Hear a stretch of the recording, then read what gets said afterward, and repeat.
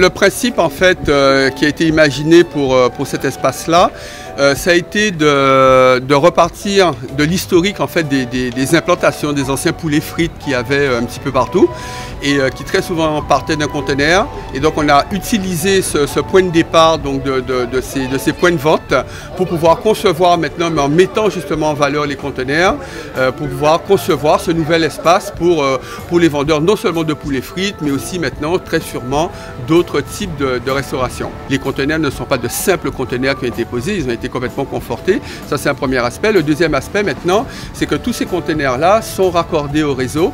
Donc ils ont l'eau, ils ont les évacuations, ils sont aux normes sanitaires, etc. Donc justement, il y aura là aussi maintenant, mais pour les utilisateurs, donc pour ceux qui viennent acheter, une meilleure sécurité. Donc ça a été un point important qui était justement que tous ces vendeurs justement ambulants puissent être installés maintenant dans des conditions bien meilleures. Et il y aura un accompagnement qui sera fait par la mairie et par nous-mêmes à l'installation des futurs utilisateurs. Tous les points de vente seront au rez-de-chaussée. Les gens pourront s'installer comme ils le font traditionnellement. Soit il y aura des tables, des parasols au niveau du rez-de-chaussée devant les points de vente. Ça, c'est une première solution. Ou alors maintenant, les gens, justement, il y a ces terrasses hautes qui permettent d'avoir une vue un petit peu plongeante maintenant sur l'animation, puisque autant avant, les gens avaient plutôt tendance à prendre, à emporter et partir.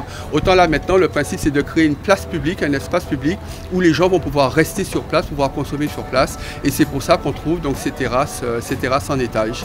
Je pense que d'ici un mois à peu près, on aura fini le gros des travaux. Ensuite, il y aura une période d'installation maintenant des occupants qui vont devoir faire leur aménagement intérieur, commencer à se préparer. Bon, ça, je ne maîtrise pas tout à fait le délai que ça va prendre, mais normalement, tout ça sont des choses qui devraient se faire maintenant, je pense, assez rapidement. L'opération commence à toucher à sa fin, là, maintenant. Depuis un certain temps, le Réseau n'avait jamais eu de travaux.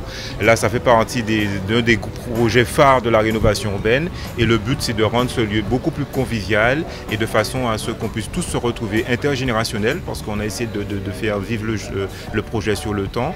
Donc effectivement, tout le monde pourra se retrouver dans la sécurité, de la convivialité, de façon qu'on puisse continuer à faire vivre le quartier du Réseau. Il faut dire que le projet se fait en deux temps. Dans un premier temps, il y a 12 locaux qui seront livrés et ensuite, il y a une deuxième phase qui sera livrée et de là, on pourra contenir le maximum de commerçants. Chaque abîmien a essayé d'apporter sa pierre à l'édifice. Donc ça sera d'abord local, mais je pense qu'on va avoir des choses assez extraordinaires au niveau de nos concitoyens.